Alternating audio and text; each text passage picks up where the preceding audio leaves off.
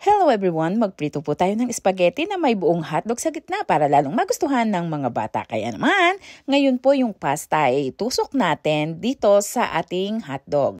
Pwede po kayong gumamit ng kahit anong brand ng pasta or hotdog ang inyong gusto. Ituloy-tuloy lamang po natin hanggang sa makaabot na yung pasta natin hanggang doon sa dulo ng hotdog. Sa akin po, ginawa ko itong tatlo-tatlo sa bawat tusok. Pwede rin nyo pong dagdagan kung gusto nyo na medyo mas makapal yung pasta kapag ito ay naluto.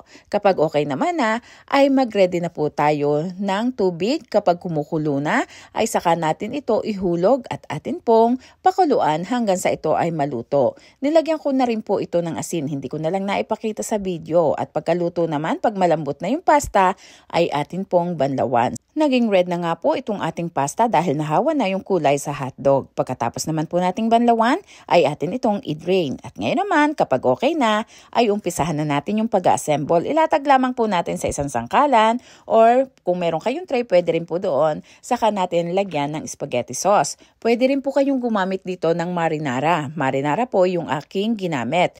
Ang dami naman po ng sauce na ating ilalagay ay depende sa inyong panlasa. So yan sa akin po, hindi siya gaanong karamihan para hindi siya masyadong nakakasuya. At ngayon naman, meron ako ditong ham and cheese. Mozzarella cheese po yung aking ginamit at ganito naman ang paraan na aking ginawa. Saka ko siya iro-roll.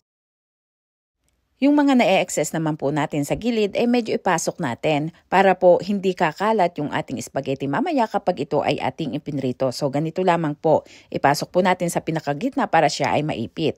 At ngayon naman, pagkatapos nating palibutan ng pasta yung ating hotdog, atin naman po itong pagulungin sa harina. So ganyan lamang po at habang pinapagulong ko po siya sa harina ay akin naman po itong idinidiin. Ipinipress ko po para maging firm yung ating pasta para makompress po at ng pagprito natin ay maganda at buong buo. So ayan, ganyan lamang po yung aking ginagawa. At maganda na rin na palibutan nating mabuti dahil po yung cheese kapag nainitan ito po ay magme-melt. So ayan.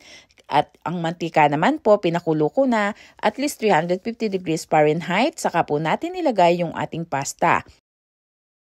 Ang apoy naman po natin dito ay high heat at ito po ay lulutuin lamang natin ng at least 3 minutes ang bawat side. Ako naman po, binubuhos-buhusan ko na itong ibabaw para hindi masayang yung oras at pwede rin po kayong gumamit ng deep fryer. So kapag ganitong way naman po, mga 5 minutes lamang okay na yon. At ngayon naman, ay ipagpatuloy lamang natin ito hanggang sa matapos. Kaya naman, this is Bella, ang inyong kusinero ng Udelmo's Kitchen. Kung bago ka sa channel na to, syempre, welcome na welcome ka. At kung dati ka naman, welcome back. Kaya naman, don't forget to subscribe, like and share, at pakihit mo na rin ang notification bell. Isama mo na yung all para lagi kang updated sa mga bagong upload. Itong ganitong klaseng luto po ng spaghetti ay pwedeng-pwede nating isama sa ating mga kumikitang pangkabuhayan. Pwede rin po nating gawing pambaon sa eskwela. Higit sa lahat, pwedeng-pwede pong pagsaluhan ng buong pamilya kaya ihanda na natin sa kahit anumang okasyon. Kaya naman, kapag okay na, ay hanguin na natin. Atin na rin pong i-drain para hindi na sumama yung mga excess oil. Pwede rin naman tayong gumamit ng paper towel. At ipagpatuloy lamang po natin yung ganitong proseso hanggang sa matapos. Kaya naman, habang tayo po ay nagluluto dito, mega love shoutout po sa inyong lahat na walang sawang nagmamahal sa Udelmo's Kitchen.